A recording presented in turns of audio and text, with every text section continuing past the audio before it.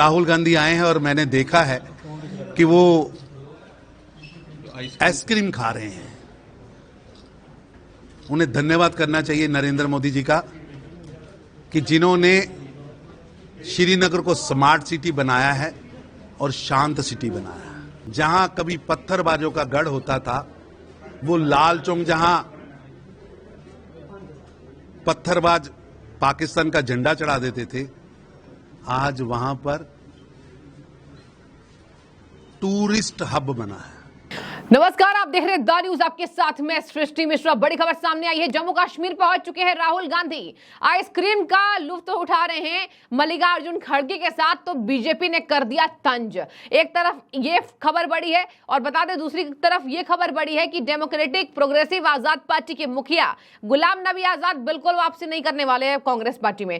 कांग्रेस इसको लेकर एक तरह के कयास लगा रही है, बयान दिए जा रहे हैं। अलका लांबा का बयान सामने आया और इसके साथ जब कहा जा रहा है कि डीपीएपी की पार्टी गतिविधियां थम रही हैं क्योंकि वो कांग्रेस में विलय होने वाली है, ऐसा नहीं है। तो देखिए, सबसे पहले मैं आपको बताऊंगी कि राहुल गांधी आइसक्रीम का मजा तो ले रहे हैं, लेकिन बीजेपी ने कहा जरा धन्यवाद कर दीजिए ना। किसका धन्यवाद कीजिए? नरेंद्र मोदी का धन्यवाद कर दीजिए। नरेंद्र मोदी की वजह से आज आप कश्मीर पहुंचे, लाल चौक पर, जहां कट्टरपंथी पत्थर फेंकते थे, पत्थरबाजी करते थे, पाकिस्तान का झंडा बुलंद करते थे। आपकी मॉम के टाइम पर यह होता था। ये तरह के बयान किए जा रहे हैं उनके ऊपर, और आज आप वहां पर आइसक्रीम खाते नजर आ रहे हैं। सबसे पहले दर्शकों आपको ले चलते हैं कि लाल चौक पहुंचे राहुल गांधी पर क्या तंज बीजेपी ने किया है। बीजेपी ने साफ कह दिया है कि नरेंद्र मोदी का धन्यवाद कर दीजिए। नरेंद्र मोदी की वजह से आज आप कश्मीर पहुंचे, आइसक्रीम खा रहे हैं। प्रधानमंत्री के द्वारा शांति और विकास से परिचित जम्मू कश्मीर के चलते आज आप ये फायदा उठा रहे हैं। पहले सुनिए तरुण चुग, भाजपा के प्रभारी बड़े दिग्गज नेता हैं, क्या कह रहे हैं राहुल गांधी के आइसक्रीम खाने पर। राहुल गांधी आए हैं और मैंने देखा है कि वो आइसक्रीम खा रहे हैं। उन्हें धन्यवाद करना चाहिए नरेंद्र मोदी जी का कि जिन्होंने श्रीनगर को स्मार्ट सिटी बनाया है और शांत सिटी बनाया है, विश्वास वाला सिटी बनाया है। जहां कभी पत्थरबाजों का गढ़ होता था, वो लाल चौक जहां पत्थरबाज पाकिस्तान का झंडा चढ़ा देते थे, आज वहां पर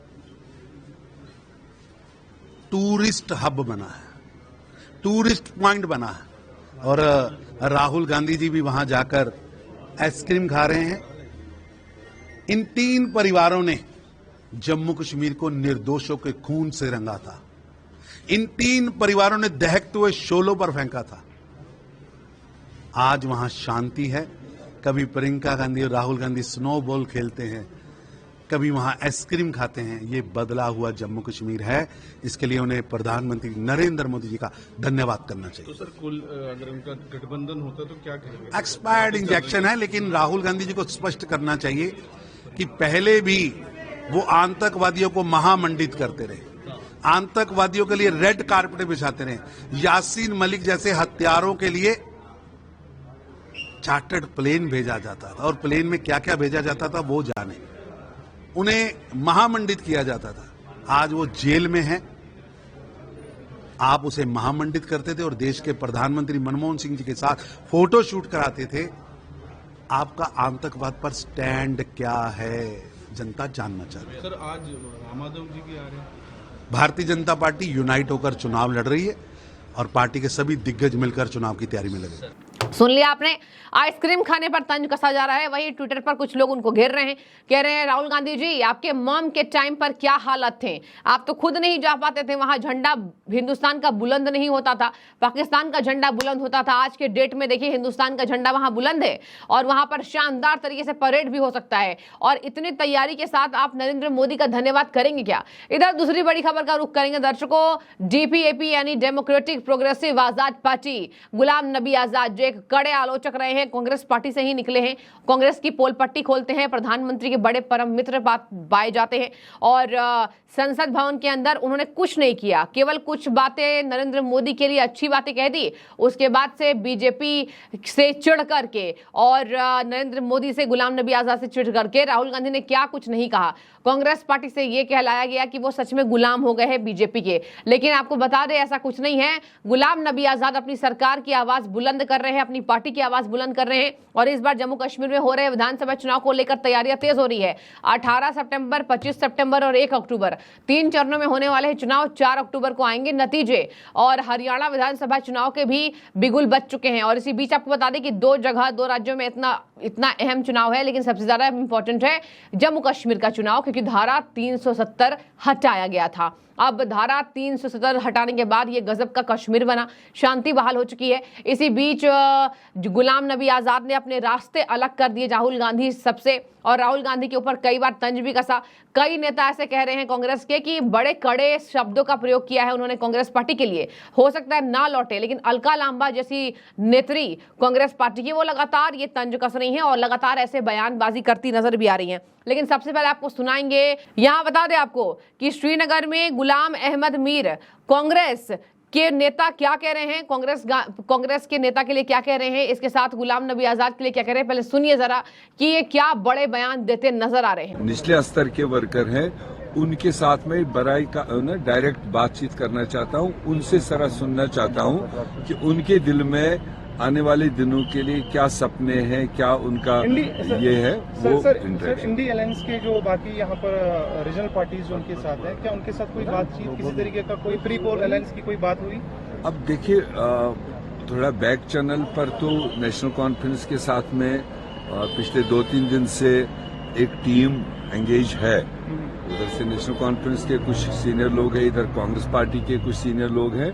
वो आने वाले इस चुनाव को लेकर अपना मेरिट के आधार पर और सपोर्ट के आधार पर क्या पॉसिबिलिटी है, क्या अलायंस में उतरने से पहले दोनों पार्टियां अपने हिसाब से सेटिस्फाई तरीके से सीट शेयर कर सकते हैं या कोई दिक्कत है, वो बातचीत चल रही है। सर साहब आपसे एक बात करना चाहेंगे, क्योंकि यहाँ जितनी भी पार्टीज हैं, नेशनल कॉन्फ्रेंस हो, पीडीपी हो, ज्यादा मैं 2 ही की बात करूंगा, बाकी तो जुम्मे 2.5 दिन से आए हैं।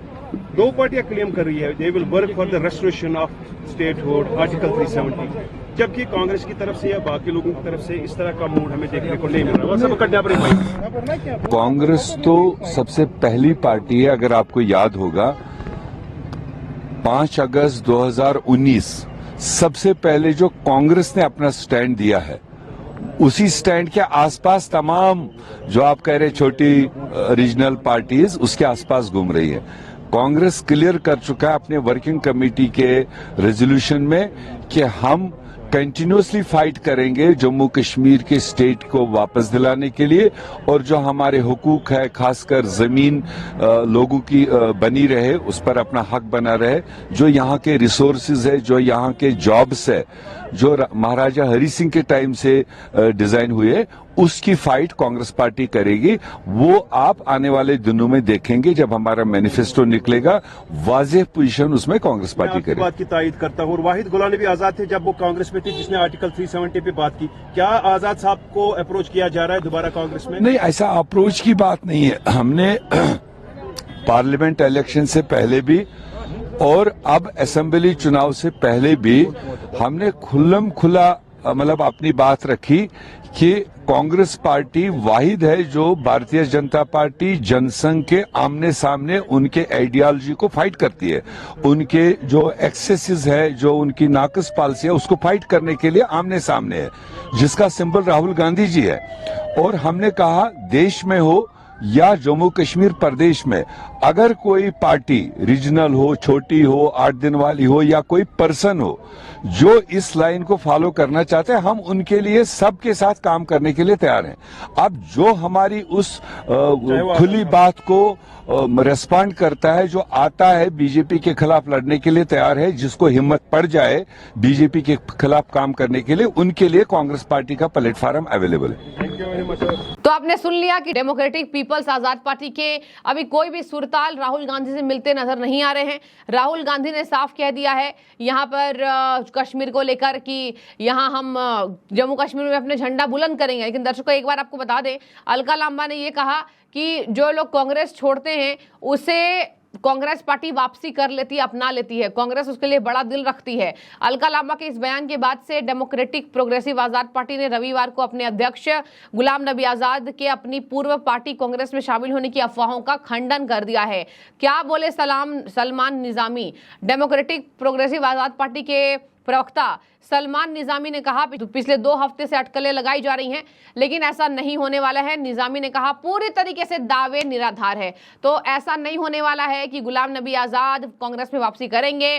किसी भी नेता से इसकी पार्टी का कोई संपर्क नहीं हुआ। दर्शकों, कश्मीर में चुनावों की घोषणा पर यहां प्रमुख अलका लांबा ने कहा, महिला कांग्रेस प्रमुख, अखिल भारतीय महिला कांग्रेस प्रमुख अलका लांबा ने कहा है कि यह लोकतंत्र की जीत है और जम्मू कश्मीर के लोगों की जीत है। 10 साल के लंबे इंतजार के बाद यहां लोकतंत्र बहाल हो रहा है। तो चुनाव प्रचार के लिए सितंबर के महीने में राहुल गांधी के साथ उनकी बहन प्रियंका गांधी वाड्रा आएंगी। बता दें आपको, जम्मू कश्मीर में एक बार फिर से चुनावी बिगुल बज चुका है और कहा जा रहा है कि जम्मू की हालत इस बार बीजेपी के पक्ष में है। अब देखने वाली बात होगी इन तमाम कयासों के बीच में जम्मू कश्मीर के क्या हालात होते हैं। लेकिन इस बीच आपकी क्या राय है? लाल चौक पर शानदार आइसक्रीम खा रहे हैं राहुल गांधी और एक तरफ आजाद कहीं नहीं कांग्रेस में शामिल होने वाले हैं। अब देखने वाली बात होगी इन तमाम स्पेकुलेशन के बीच राहुल गांधी का क्या बड़ा बयान सामने आता है। और भाजपा ने तमाम निशाना साधा है। भाजपा ने साफ कह दिया कि नरेंद्र मोदी का धन्यवाद दीजिए जो यहां पर आप लाल चौक में आसानी से घूम पा रहे हैं। आप क्या राय? आप जरूर हमें कमेंट के जरिए बताइएगा। शुक्रिया आपका।